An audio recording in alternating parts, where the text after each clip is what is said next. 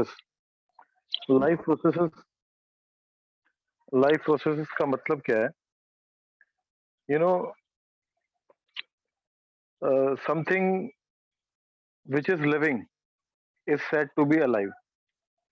जो चीज डेड नहीं है वो क्या चीज है? लाइफ। एक होती है लिविंग, एक चीज होती है नॉन लिविंग।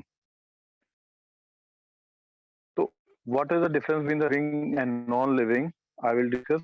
लिविंग की कैरेक्टरिस्टिक्स क्या हैं, दैट विल डिस्कस।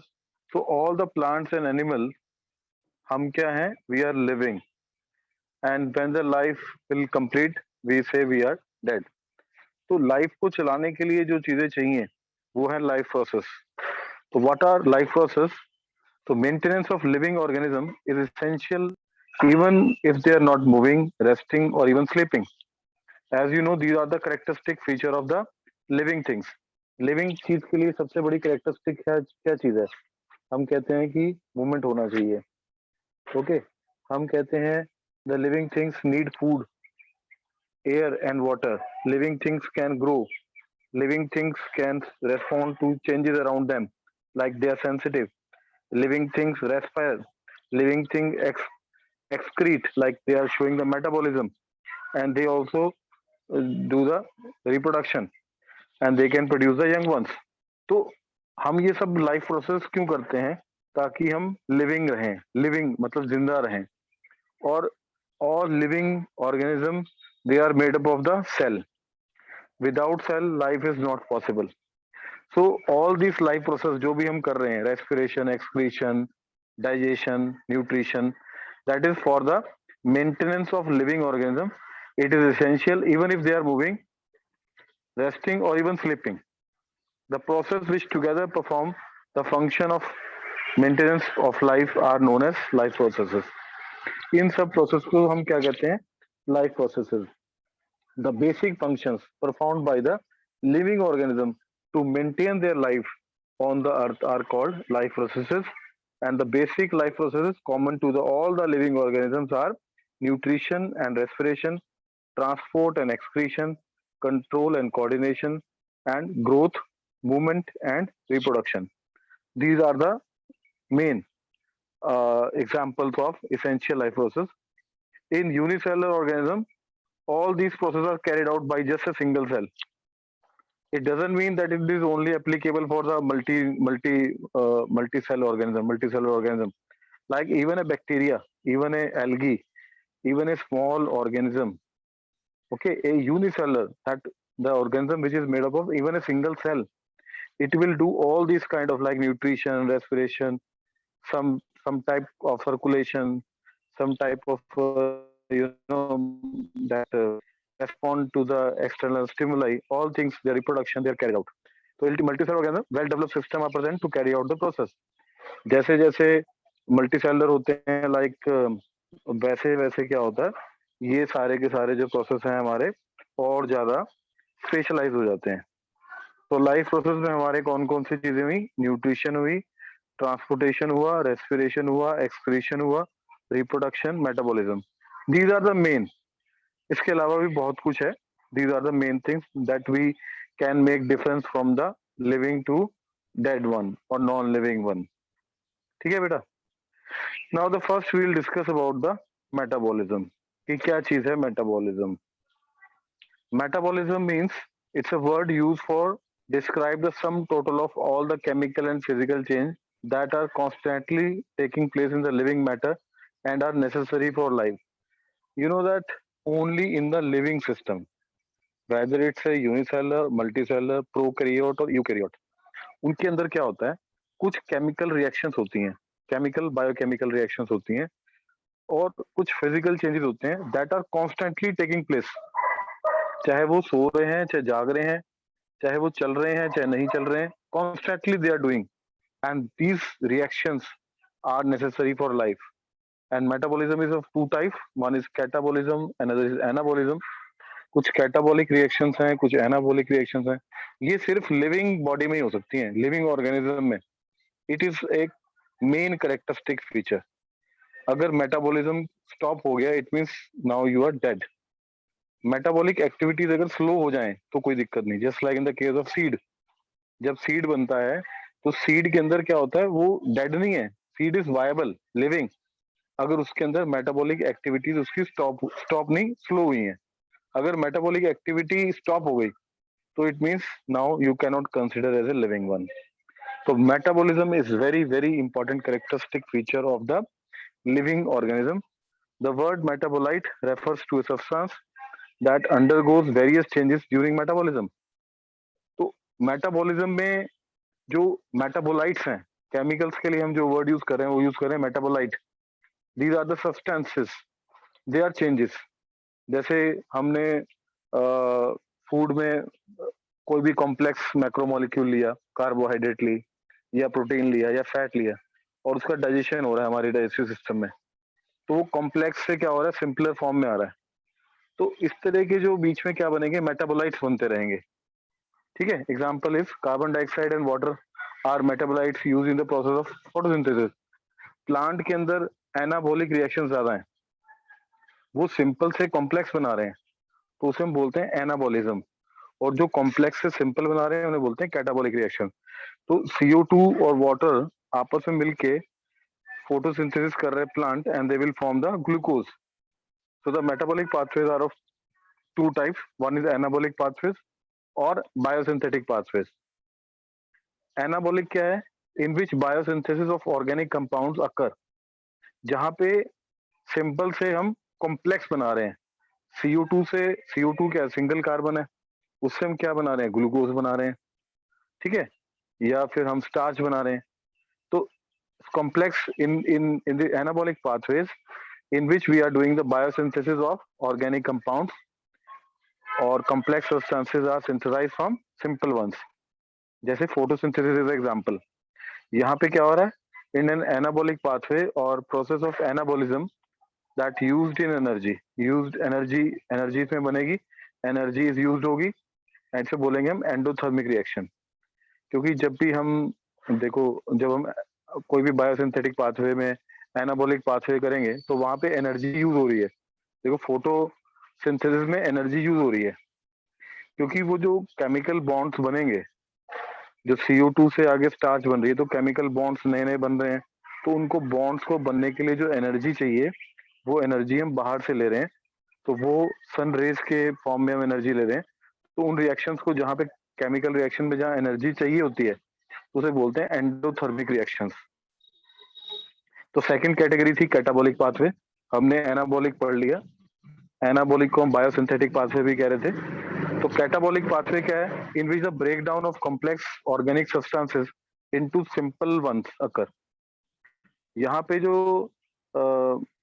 जो जो कॉम्प्लेक्स मॉलिक्यूल था, जो कॉम्प्लेक्स मॉलिक्यूल था, उसका क्या हो रहा है, उसका ब्रेकडाउन हो रहा है इनटू सिंपलर वन। जैसे रेस्पिरेशन, रेस्पिरेशन में हमने क्या करा, हमने कॉम्प्लेक्स फूड को खाया, डाइजेस्ट किया, डाइजेस्ट करके वो एब्जॉर्ब हुआ, एब्जॉर्ब होके वो ब्लड में गया। अब ब्लड में जब ग्लूकोज चली गई तो उसका ब्रेक डाउन हुआ, और ब्रेक डाउन किसके थ्रू हुआ, रेस्पिरेशन। तो इन कैटाबॉलिक पाथवेज द कैटाबॉलिज्म, वहां पे ब्रेक डाउन हुआ, उस ब्रेक डाउन से क्या हुआ, एनर्जी रिलीज हुई। ठीक है, तो रेस्पिरेशन जो एग्जाम्पल है वो कैटाबॉलिक का है, और फोटोसिंथेसिस जो एग्जाम्पल है वो एनाबॉलिज्म का है। और यहाँ पे वहां पे एनर्जी यूज हो रही है, कहाँ पे, जो एनाबॉलिज्म है, और कैटाबॉलिज्म में एनर्जी रिलीज हो रही है, जिसे हम एक्सोथर्मिक रिएक्शंस कह रहे हैं। देखो 100% ऐसा नहीं है, इसमें एक्सेप्शंस भी हैं, but here in class 10th we are talking in general, don't think that there will be no exception. ठीक है, तो we are generally talking there are in metabolism. Metabolism is a characteristic feature of all living organism, whether it's a unicellular, multicellular, prokaryote, eukaryote, plant, fungus, whatsoever it is. Without metabolism, nobody can live, nobody can have life, because it is an important characteristic feature of life. In metabolism, I have discussed about the two. One is catabolism and another is anabolism. Okay, so catabolism, the reaction, the example is respiration. Anabolism, the example is photosynthesis. So criteria to define something is alive. On what basis you can say that someone is alive? So the first one you can say it's a nutrition. The process by which organism obtain and utilize nutrients, that is the nutrition. The second is respiration, the process that involves the breakdown of respiratory substances through oxidation and release of usable energy. The third is transport. These are the criteria, these are the life process which is required to be being alive. The process in which the substance absorbed or synthesized in one part of the body is carried to other part of the body. जैसे हमारे में circulatory system है, plant के अंदर transport system है, xylem phloem है, तो transportation भी होनी चाहिए, एक्सक्रीशन भी है, the process removal of the excess और toxic waste from the body, क्योंकि आपने डाइजेशन किया, डाइजेशन के बाद जो यूजफुल चीजें हैं वो तो आपने यूज कर ली, लेकिन जो आपके यूज की नहीं है या कुछ एक्स्ट्रा है तो उसे you have to discard from your body, that is called excretion. ठीक है, एक्सक्रीशन में प्लांट्स में भी है, एनिमल्स में भी एक्सक्रीशन है। उसके बाद control and coordination, the process which helps the living organism to receive information from the surrounding and behave according in order to survive in the changing environment around them, ताकि हम अब बाहर के हमारे में जो मतलब हम रिस्पॉन्ड करते हैं, कंट्रोल एंड कोऑर्डिनेशन है, जैसे ही सराउंडिंग रिस्पॉन्ड हो स्टिमुलाई होती है उसके अकॉर्डिंग हम रिस्पॉन्ड करते हैं। ठीक है, in order to survive in the changing environment around them. Growth and development, हमारे में ग्रोथ भी है, permanent increase in size like in case of plant, the whole series of changes that organism goes through during this life cycle is called development. हम छोटे से जब हुए थे तो हमारा साइज क्या था, बेबी थे हम, उससे बड़े होते चले गए, एक बड़े होते चले गए, फिर हम एडल्ट बन गए। तो प्लांट्स में क्या होता है, लाइफ कंटिन्यूस होती रहती है, लेकिन एनिमल्स में क्या होता है, एक पर्टिकुलर एज तक हाइट बढ़ती है, उसके बाद फिर senescent stage, old stage, then death. और death is certain for all living organism. Death तो एक यूनिवर्सल फिनोमिना है जो होना ही होना है, except unicellular organism. Unicellular organism में डेथ नहीं होती। एक्चुअली वो क्या होता है वहां पे, जो यूनिसेलुलर ऑर्गेनिज्म हैं they divide into two daughter cells. जब वो टू डॉटर सेल्स में डिवाइड हो गए तो as such there will be no physical presence of the parent body, that's why there is a no death, that's why we sometimes call they are immortal. तो एक characteristic feature और क्या है, movement and locomotion, that is also important characteristic for the living ones. What is movement? Movement is a temporary or permanent displacement of a body or its part from its original position. The living beings and parts thereof move in response to stimuli from outside or from within the body. हमारी body के अंदर sales भी move करती हैं, sales के अंदर की जो चीजें हैं वो भी मूव करती हैं, एज सच ऑर्गन्स भी, एज सच बॉडी भी मूव करती है। तो लोकोमोशन क्या है? On the other end it is a displacement of the entire body from one place to another place. ठीक है, तो there is a difference between the movement and the locomotion. Locomotion क्या है? Is a displacement of the entire body from one place to another. आप अपना हाथ हिला रहे हो तो वो मूवमेंट है। लोकोमोशन क्या होगा? जब आप खुद मूव करोगे, एक जगह से दूसरी जगह जाओगे। ठीक है, so we will discuss about the first nutrition. What is the nutrition? Okay, so you know that nutrition can be inorganic as well as organic, but you know that food is generally it's organic substances. The simplest food that we'll is a glucose, and in this the organism obtains from their surrounding in order to synthesize the body constituents and use them to as a source of energy. Why we need nutrition? हमें nutrition चाहिए, इसमें organic भी हो सकता है, inorganic भी हो सकता है। ठीक है, लेकिन हमें चाहिए क्यों? ताकि हम अपनी बॉडी की जो सेल्स हैं उनको ग्रो करने के लिए जो हमें रॉ मटेरियल चाहिए, उसके लिए हमें न्यूट्रिशन चाहिए, हमें as a source of energy चाहिए, क्योंकि हम कोई डायरेक्टली सन से एनर्जी लेके, we are not autotrophs, we are heterotrophs, we are depend upon the others like autotrophs for the energy requirement. Basically we are taking food for the energy first of all. अगर energy हमारे अंदर आएगी, energy कैसे आएगी? क्योंकि जब हम food है उसको डाइजेस्ट करेंगे, तो डाइजेस्ट करेंगे तो उनके अंदर की जो बॉन्ड की जो एनर्जी है वो रिलीज होगी, क्योंकि मैंने आपको बताया था जो कैटाबॉलिक प्रोसेसेस में एनर्जी रिलीज होती है। तो हम ज्यादातर क्या है, कैटाबॉलिज्म कर रहे हैं, हम कॉम्प्लेक्स को सिंपल बना रहे हैं। हम डाइजेशन कर रहे हैं जब, तो कॉम्प्लेक्स मॉलिक्यूल्स को क्या कर रहे हैं, सिंपल कर रहे हैं। तो उनके अंदर की जो बॉन्ड्स हैं जब वो ब्रेक होंगे तो एनर्जी रिलीज होगी, तो वो एनर्जी को हम यूज करेंगे for making our body construction. The process of intake of nutrient and it utilization by the organism in various biological activities. तो हम जो न्यूट्रिएंट्स को यूज करते हैं, तो हम अपनी बायोलॉजिकल एक्टिविटीज के लिए हमें एनर्जी चाहिए. A process to transfer a source of energy from outside the body of an organism is to inside is called nutrition. If the question comes, what is the nutrition? So nutrition is a process to transfer a source of energy from outside the body to the uh, outside the body of organism to the inside is called nutrition. There are various types of nutrition on the basis of function they perform. Like they can be energy foods like carbohydrates and fats, bodybuilding foods like proteins and mineral salts.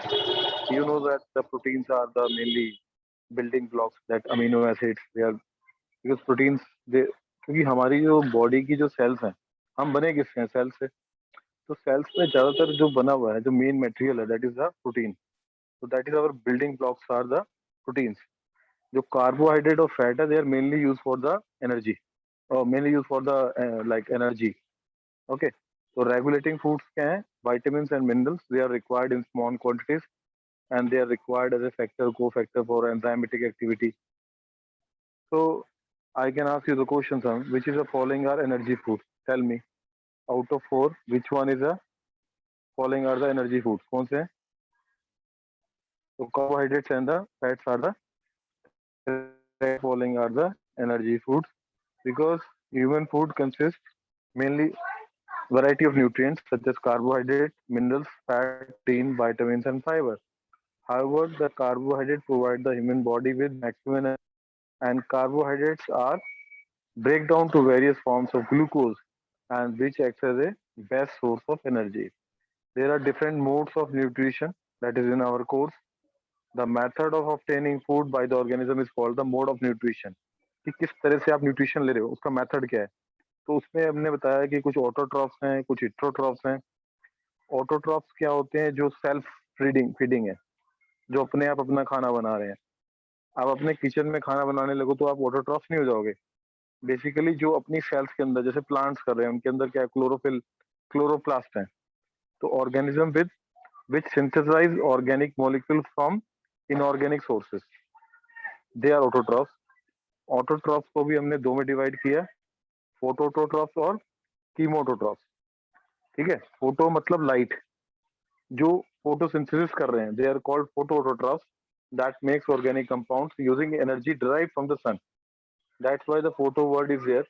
Photo word is used for the sunlight, that is solar energy, and the chemototrophs, they are called the synthesis, the process called chemosynthesis, that makes organic compounds using energy derived from the oxidation of chemicals. Oxidation of chemicals के through भी अपना ये food बना लेते हैं, inorganic से organic. क्योंकि हर जगह लाइट हो ऐसा अवेलेबल नहीं है. बैक्टीरिया देखो, आप ऑटोट्रॉफ हम कहते हैं, बट ऑटोट्रॉफ में भी दो कैटेगरीज आ गई, photoautotroph and chemoautotroph. And the second category is heterotroph, heterotroph, just like us, like fungus भी heterotroph है, animals में heterotrophs हैं. So we are using the others, like we the other source feeding, like organism which obtain organic molecules from other organism. We are dependent on the autotrophs. इसमें भी तीन categories आ गई, consumers, detrivores and saprophytes. Consumers क्या है? They ingest organic material which is living or recently killed. ठीक है. जैसे herbivores, carnivores, scavengers, they comes under the category of consumers. We are consuming either living or recently killed. Detrivores क्या है? They ingest non-living organic matter. Non-living. ठीक है. तो इस category में आते हैं earthworm और wood lice. Saprotrophs क्या होते हैं? They feeds on non-living organic matter by secreting digestive enzyme and absorbing the product. Just like bacteria and fungi, they are the decomposers. They are decomposing the material into the to complete the that cycle. क्योंकि everything is in the cycle. Nature ने जो चीजें बनाई हैं, जैसे carbon, nitrogen, oxygen, phosphorus, ये सब fix है. सिर्फ ये अपनी साइकिल में घूम रही हैं. इनकी फॉर्म चेंज हो रही हैं. नेचर में जो चीजें हैं, that energy can not be created, can not be destroyed, only the form of energy can be change. तो same like here the law of thermodynamics में हम जो पढ़ते हैं, ऐसे ही जो चीजें हैं, जो वाटर है वो फिक्स है, इतना ही है, उसकी फॉर्म चेंज होती रहती है। फॉस्फोरस नेचर में उतना ही है, नाइट्रोजन उतनी ही है, सिर्फ वो एक फॉर्म से दूसरी फॉर्म में जाती रहती है, तो उसकी साइकिल को कंप्लीट करते हैं। तो डीकम्पोजर्स जो होते हैं वो डेड और डिकेइंग मैटर को क्या करते हैं, सिंपलर फॉर्म में उसे डिग्रेड कर देते हैं, ताकि उन्हें प्लांट्स या फिर और कोई जो ऑर्गेनिजम्स हैं उसे एब्जॉर्ब कर लें। तो that's why the cycle goes keeps on going on. Modes of nutrition, so we are first discussing about the autotrophic nutrition, that is called holophytic. This mode of nutrition in which the organism prepare or synthesize their own organic food by using inorganic raw material like CO2 and water, they are called autotrophs. As we know that plants are autotrophs, like photosynthesis they are doing chemosynthetic. Plants, so mostly they are doing photosynthesis. The chemosynthetic mainly done by the bacteria and the cyanobacteria. You can see the photosynthetic reaction as is done by the plants. They are fixing the CO2 and they are making the glucose in presence of sunlight. So plant photosynthesize, use light energy. They are called photoautotrophs. And few bacteria use chemicals to derive energy, and they are called chemototrophs because they are taking energy from the chemicals. So autotrophs में भी दो हो गए, photoautotrophs and chemototrophs. So you can see the photosynthesis क्या है? It is a important process by which food is formed. The plant make food using sunlight and water, which provide nourishment to the organism and themselves. ये देखो इस तरह से plant क्या करता है, फोटोसिंथेसिस करता है।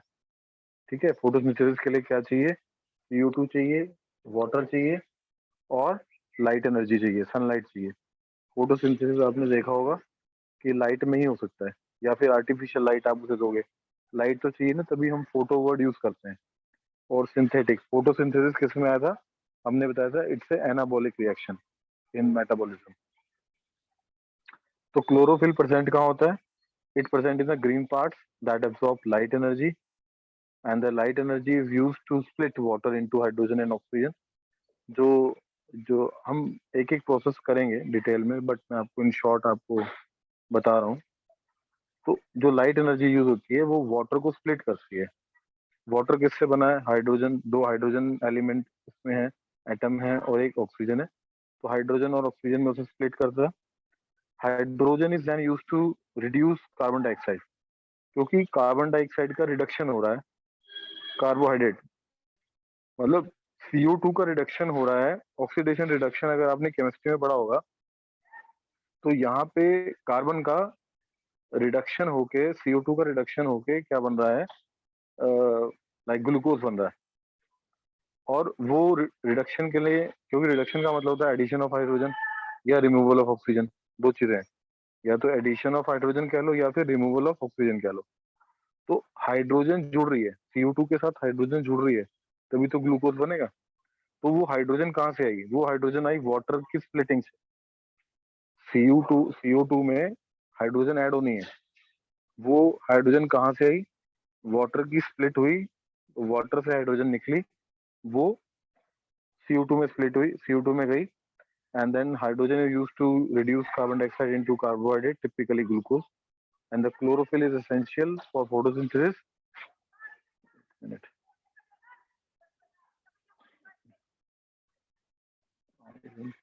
Just wait. But in between, if you please ask any question, because मैं काफी स्पीड से चल रहा हूँ, तो आप कुछ क्वेश्चन बीच में पूछना चाहो तो पूछ लो।